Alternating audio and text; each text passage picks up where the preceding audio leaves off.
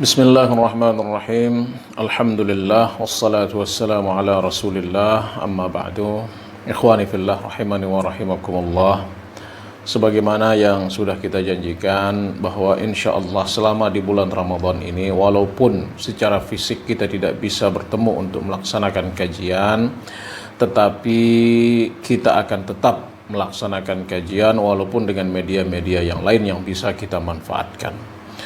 Dan ada beberapa tema yang akan kita kaji di bulan Ramadan nanti, yaitu diantaranya adalah sirah Nabi kita Nabi Muhammad sallallahu alaihi wasallam. Kita memandang bahwa mempelajari sirah Rasulullah sangatlah penting bagi kita, karena tidak ada ibadah yang kita laksanakan kecuali sangat berkaitan dengan diri Nabi Muhammad sallallahu alaihi wasallam, sangat berkaitan dengan perintah Rasulullah sallallahu alaihi wasallam, sangat berkaitan dengan praktik Rasulullah sallallahu alaihi wasallam.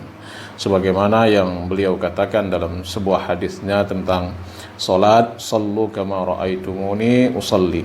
Salatlah sebagaimana kalian melihat praktik salatku. Di dalam haji juga misalnya beliau bersabda, khudhu anni manasikakum, ambillah dariku praktik-praktik atau cara kalian melaksanakan ibadah haji. Oleh karenanya kita sangat memandang betapa pentingnya mempelajari sirah Rasulullah sallallahu alaihi wasallam. Baik ikhwafillah, untuk mempersingkat waktu, kita mulai di sini dari ahammil ahdath qabla maulidil habibil mustafa sallallahu alaihi wasallam.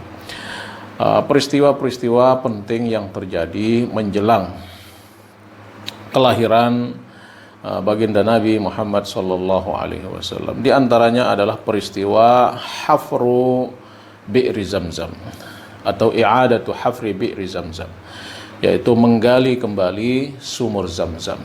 Kenapa menggali kembali? Kita sudah ketahui dari beberapa sumber bahwa sumur Zamzam ini sudah ada dari sejak zaman Nabi Ismail alaihissalam, sampai turun-temurun itu dimanfaatkan oleh orang Arab air Zamzam ini. Tetapi ada sebab dan lain hal kita tidak tahu, apakah banjir, apakah badai, apakah gempa, kita tidak tahu. Tiba-tiba sumur Zamzam hilang dari tidak bisa dimanfaatkan lagi oleh orang-orang Arab. Nah, ini dikatakan, ada yang mengatakan 10 tahun menjelang kelahiran Rasulullah, ada yang mengatakan 5 tahun menjelang kelahiran Rasulullah baru ditemukan lagi, ada yang mengatakan 2 tahun menjelang kelahiran Rasulullah baru ada. Ya, terlepas dari itu, yang jelas sumur Zamzam ini pernah hilang. Nah, bagaimana proses penggaliannya kembali? Ya, di sini diceritakan oleh Al-Imam Ali radhiyallahu anhu. Beliau berkata, qala Abdul Muttalib. Abdul Muttalib berkata, Abdul Muttalib ini adalah kakek Rasulullah sallallahu alaihi wasallam, kakek beliau yang pertama. Beliau berkata, inni lanaimun fil hijr. Suatu hari saya sedang tidur di Al-Hijr. Al-Hijr ini kalau bapak-bapak lihat atau yang pernah pergi ke Mekah, yang pernah umrah atau pernah haji, ada setengah lingkaran di samping Ka'bah itu namanya Hijr, Al-Hijr atau Hijr Ismail. Kenapa dinamakan Hijr Ismail? Katanya di situ dulu Nabi Ibrahim membuat pagar di situ, tempat Nabi Ismail bermain-main bersama gembalaannya. Nah, itu dibangun oleh Nabi Ibrahim sebagai Ka'bah, ya. Dan itu adalah bagian daripada Ka'bah. Nah, Ka'bah juga pernah hancur semuanya. Kemudian orang-orang Quraisy ingin membangun kembali Ka'bah ini. Dibangun kembali Ka'bah, tetapi dananya tidak cukup untuk membangun seperti semula. Cukupnya hanya meninggalkan Hijr ini, tidak dibangun. Karena sampai situ dananya. Nah, dibangunlah sampai situ sehingga turun-temurun ya bentuknya seperti itu. Nah, oleh karenanya Hijr ini adalah bagian dari Ka'bah. Oleh karenanya kita tidak sah tawaf masuk di Hijr itu. Kita harus tawaf melalui di luar setengah lingkaran yang ada di samping Ka'bah itu. Itu namanya Al-Hijr atau Hijr Ismail. Kita kembali kepada cerita Abdul Muttalib. Kuntu na'iman, suatu hari saya tidur di Al-Hijr. Idh atani atin faqala li. Seseorang datang kepadaku dalam mimpi dan dia berkata, ihfir Tibah, gali Tibah. Faqultu wa ma Tibah. Saya bertanya, apa Tibah? Apa maksudnya? Bukan berarti Abdul Muttalib tidak tahu arti Tibah. Tibah itu artinya baik. Tapi maksudnya apa? Ma Tibah, apa maksudnya gali Tibah? Fadhahab, tapi orang ini pergi begitu saja, tidak menjawab. Falamma kana al-ghad, ketika esok hari, wa raja'tu ila madja'i wa nimtu, saya kembali ke tempat saya tidur di Hijr dan saya terlelap.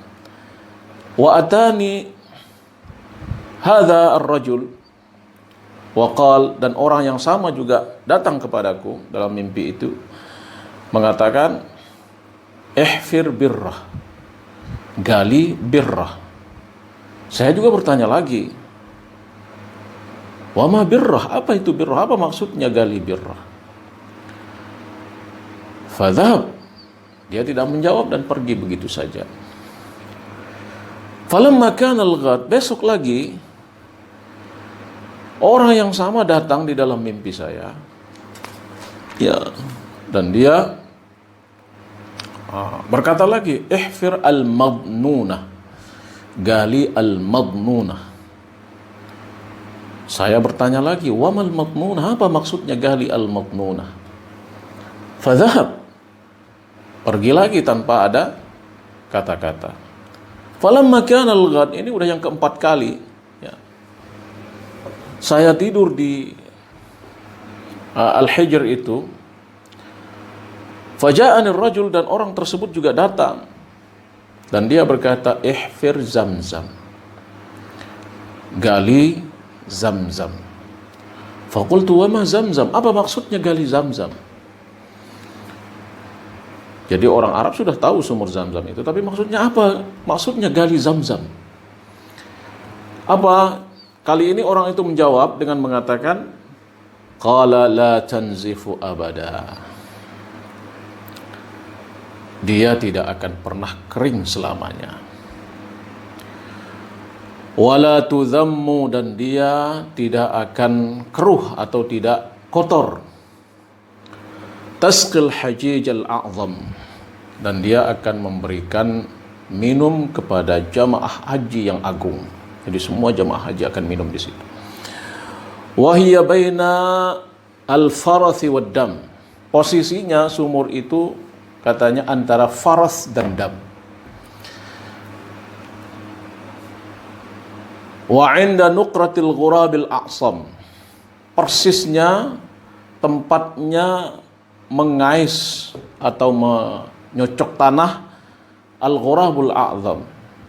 Al-ghurabul a'sam yaitu burung gagak al-a'sam. Al-a'sam itu burung gagak yang ketiaknya terdapat sedikit putih, itu namanya al-ghurab al-a'sam.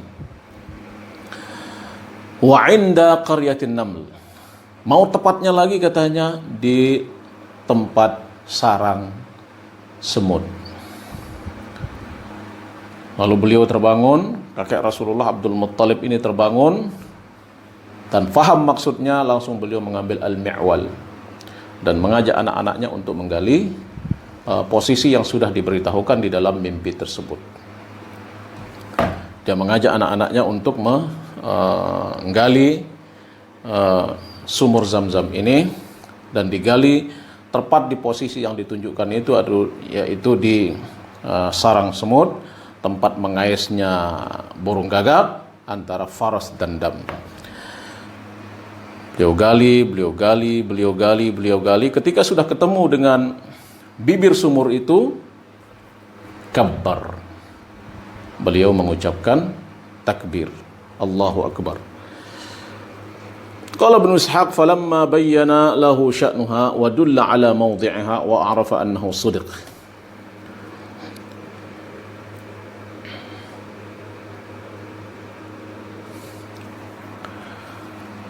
Allahu Akbar adalah diksi yang ma'ruf di zaman itu, terserah siapa yang dipuji ya, tetapi diksi itu adalah ma'ruf ya, terkenal di zaman jahiliyah karena mereka juga memanggil sesembahannya itu dengan kata-kata Allah. Sebagaimana disebutkan di sini oleh Ibnu Ishaq, beliau berkata,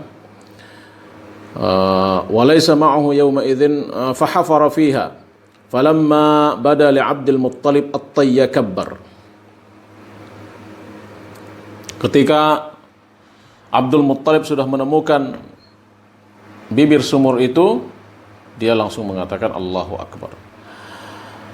Itu cerita dari penggalian kembali sumur Zam-Zam menjelang kelahiran Rasulullah sallallahu alaihi wasallam.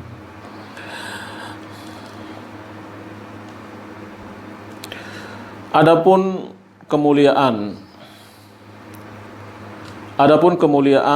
air Zam-Zam ini sudah banyak kita ketahui tentang kemuliaan air Zam-Zam ini, sebagaimana yang disebutkan di dalam hadis Rasulullah sallallahu alaihi wasallam tentang kisah keislamannya Abu Dzar Al-Ghifari. Di situ Rasulullah bersabda, apa kata beliau? Innaha mubarakah. Sesungguhnya air ini berkah. Wa innaha ta'amu tu'min. Sesungguhnya dia makanan orang makan. Kenapa dia ta'amu tu'min? Karena orang yang minum air Zam-Zam itu sama dia dengan makan, bisa kenyang. Makanya dinamakan oleh Rasulullah ta'amu tu'min. Dalam hadis lain yang diriwayatkan oleh Ad-Darqutni wal Hakim dalam sahihnya, an Ibnu Abbas radhiyallahu anhu anin Nabi sallallahu alaihi wasallam, dari Nabi sallallahu alaihi wasallam beliau berkata, ma'u Zamzam lima syuribalah. Air Zam-Zam itu tergantung niat orang yang meminumnya. Kalau niatnya ingin qat'uz zama, menghilangkan haus, hausnya akan hilang. Kalau niatnya ingin kenyang, insya Allah dia akan kenyang. Kalau niatnya ingin menghilangkan penyakit, insya Allah penyakitnya akan dihilangkan oleh Allah subhanahu wa ta'ala. Inilah fadail, kemuliaan air sumur Zam-Zam. Insya Allah kemuliaannya akan dipelihara oleh Allah subhanahu wa ta'ala.